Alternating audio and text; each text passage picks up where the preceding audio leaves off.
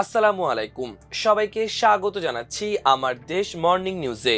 সঙ্গে আছি আমি মাহবুবুর রহমান ইমন। শুরুতেই সংবাদ শিরোনাম। হোয়াইট হাউসের কাছে আবারও গুলি, নিহত এক। ইরানের সঙ্গে চুক্তি প্রায় চূড়ান্ত, অল্প সময়ের মধ্যে ঘোষণা জানালেন ট্রাম্প। ইরানের প্রেসিডেন্টের সাথে পাকিস্তানের সেনাপ্রধানের বৈঠক। তেহরান জাতির অধিকারের বিষয়ে কোনো আপোষ করবে না, স্পিকার গালিবাফের হুঁশিয়ারি। বিদ্রোহ, সাম্য ও মানবতার নায়ক জাতীয় কবি কাজী নজরুল ইসলামের ১২৭তম জন্মবার্ষিকী আজ। দেশ জুড়ে নানা আয়োজন। আর্জেন্টিনা বধের নায়কদের নিয়েই বিশ্বকাপের দল গড়ল সৌদি আরব। শুনছিলেন সংবাদ শিরোনাম, এবার বিস্তারিত। যুক্তরাষ্ট্রের প্রেসিডেন্টের দপ্তর হোয়াইট হাউসের কাছে গোলাগুলির ঘটনা ঘটেছে। এক ব্যক্তি সেখানকার নিরাপত্তা বাহিনীকে লক্ষ্য করে গুলি ছোড়ে। এ সময় তাদের পাল্টা গুলিতে হামলাকারী নিহত হন। দেশটির সিক্রেট সার্ভিসের অফিসাররা জানিয়েছেন, সন্দেহভাজন ওই বন্দুকধারী তাদের দিকে এগিয়ে আসলে তখন তাকে লক্ষ্য করে গুলি ছোড়া হয়। সিক্রেট সার্ভিসের মুখপাত্র বলেছেন, হোয়াইট হাউসের কাছের একটি চেক পয়েন্টে থাকা কর্মকর্তাদের লক্ষ্য করে গুলি করা শুরু করেন ওই ব্যক্তি। এরপর তারা পাল্টা গুলি করে ওই হামলাকারীকে আহত করেন। পরে হাসপাতালে তার মৃত্যু হয়। ওই বন্দুকধারীর পাশাপাশি এক পথচারীও গুলিবিদ্ধ হন। গোলাগুলির সময় প্রেসিডেন্ট ডোনাল্ড ট্রাম্প তার বাসভবনে ছিলেন এবং তিনি কোনো ধরনের ক্ষয়ক্ষতির শিকার হননি বলে জানিয়েছেন হোয়াইট হাউসের এক কর্মকর্তা। সংবাদ মাধ্যম CNN জানিয়েছে, তাদের এক সাংবাদিক কয়েক ডজন গুলির শব্দ শুনতে পেয়েছেন। ওই সময় সাংবাদিকদের 40 মিনিটের জন্য লকডাউন রাখা হয়। যখন গোলাগুলি শুরু হয় তখন সিক্রেট সার্ভিসের সদস্যরা সাংবাদিকদের নিরাপদ আশ্রয় নিতে নির্দেশ দেন। এর আগে ৪ মে মার্কিন প্রেসিডেন্টের সরকারি বাসভবন ও কার্যালয় হোয়াইট হাউসের কাছে সশস্ত্র এক সন্দেহভাজন ব্যক্তির সঙ্গে সিক্রেট সার্ভিসের কর্মকর্তাদের গোলাগুলি হয়। ওই ব্যক্তি গুলি চালিয়ে পালানোর চেষ্টা করেছিলেন। পরে সিক্রেট সার্ভিসের কর্মকর্তাদের গুলিতে তিনি আহত হন। গত ২৬ এপ্রিল ওয়াশিংটন ডিসির একটি হোটেলে হোয়াইট হাউসের সাংবাদিকদের নৈশভোজের সময় এর আগে গুলির ঘটনা ঘটে। ১ মাস পার না হতেই নতুন করে এই ঘটনা ঘটল। আগের ওই ঘটনার সময়ও গুলি চললে সাংবাদিক ও ট্রাম্প প্রশাসনের কর্মকর্তারা মাথা নিচু করে আত্মরক্ষা করেছিলেন। যুদ্ধ স্থায়ীভাবে বন্ধে ইরানের সঙ্গে চুক্তি প্রায় চূড়ান্ত হয়ে গেছে বলে জানিয়েছেন যুক্তরাষ্ট্রের প্রেসিডেন্ট ডোনাল্ড ট্রাম্প। এই চুক্তির ব্যাপারে অল্প সময়ের মধ্যে ঘোষণা দেওয়া হবে বলে ট্রাম্প নিজেই জানিয়েছেন। ইরানি কর্মকর্তারাও জানিয়েছেন, যুক্তরাষ্ট্রের সঙ্গে একটি সমঝোতা স্মারকের স্বাক্ষরের দ্বারপ্রান্তে আছেন তারা। স্থানীয় সময় শনিবার মার্কিন প্রেসিডেন্ট জানিয়েছেন, চুক্তির আওতায় গুরুত্বপূর্ণ হরমুজ প্রণালী খুলে দেওয়া হবে। গত ২৮ ফেব্রুয়ারি দখলদার ইসরায়েল ও যুক্তরাষ্ট্র ইরানে যৌথ হামলা চালায়। এরপর ৩ পক্ষের মধ্যে শুরু হয় তীব্র যুদ্ধ, যা টানা ৪০ দিন চলে।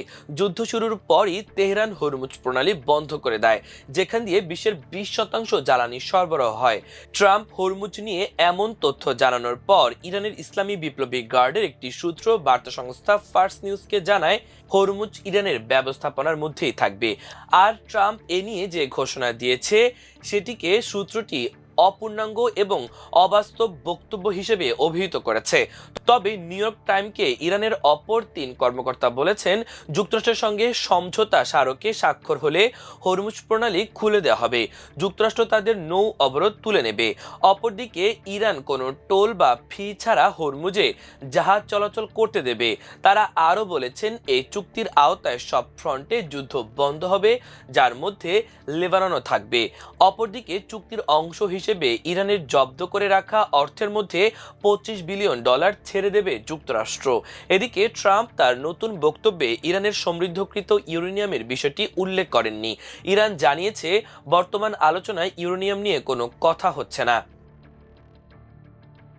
ইরানের প্রেসিডেন্ট মাসুদ পেজেশকিয়ানের সাথে সাক্ষাৎ করেছেন যুদ্ধ বন্ধে মধ্যস্থতাকারী দেশ পাকিস্তানের সেনাপ্রধান আসিম মুনির।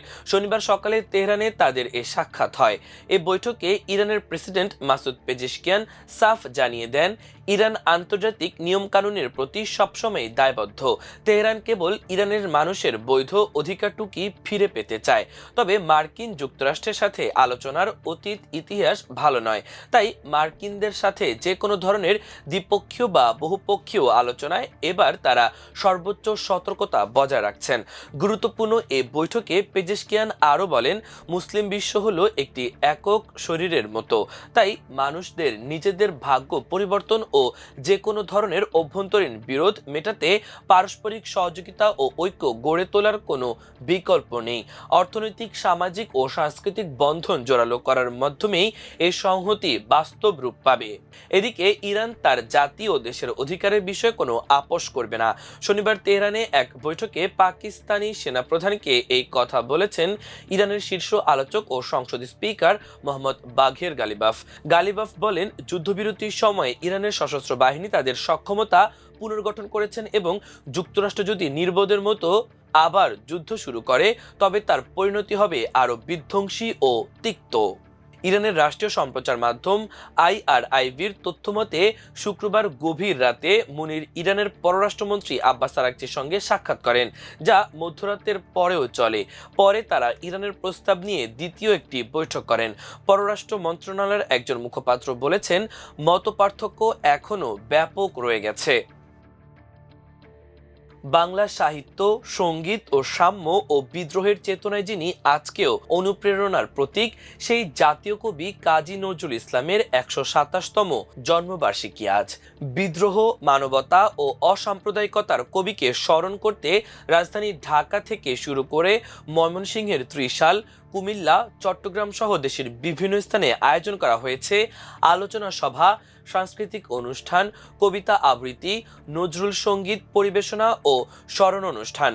এবারের জন্মবার্ষিকীকে ঘিরে সরকারিভাবেও নেওয়া হয়েছে নানা কর্মসূচি। আর প্রধানমন্ত্রী ঘোষণা করেছেন আগামী ১ বছরকে নজরুল বর্ষ হিসেবে।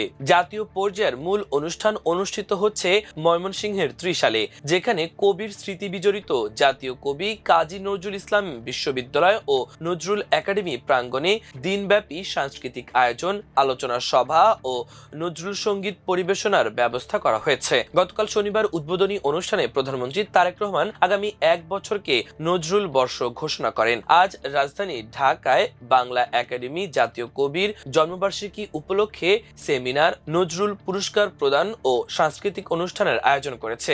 এই উপলক্ষে বাংলা একাডেমিতে সাহিত্য ও সংস্কৃতি বিষয়ক আলোচনা এবং নজরুল সঙ্গীত পরিবেশিত হচ্ছে। 1899 সালের 24 মে ভারতের পশ্চিমবঙ্গের বর্ধমান জেলার চুরুলিয়ায় জন্মগ্রহণ করেন কাজী নজরুল ইসলাম।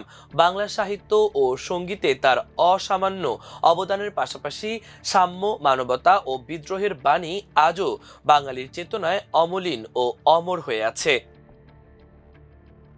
2022 সালে কাতার বিশ্বকাপের গ্রুপ পর্বের প্রথম ম্যাচেই লিওনেল মেসির আর্জেন্টিনাকে 2-1 ব্যবধানে হারিয়ে ফুটবল ইতিহাসের অন্যতম বড় অঘটন ঘটিয়েছিল সৌদি আরব।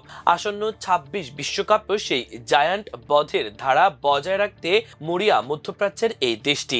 সেই লক্ষ্যেই আর্জেন্টিনার বিপক্ষে ঐতিহাসিক জয়ের নায়কদের বড় অংশকে দলে রেখে 30 সদস্যের প্রাথমিক স্কোয়াড ঘোষণা করেছে সৌদি আরব। দলের বর্তমান গ্রিক কোচ জর্জিওস দনিস অভিজ্ঞ ও কাতার বিশ্বকাপের চেনা মুখগুলোর ওপরই ভরসা রেখেছেন। লুসাইলের সেই অবিস্মরণীয় ম্যাচে গোল করা দুই তারকা ফুটবলার সাহেল আল শেহরি ও সেলিম আল দাওসারি স্বাভাবিকভাবেই নতুন আসরের স্কোয়াডে নিজেদের জায়গা ধরে রেখেছেন।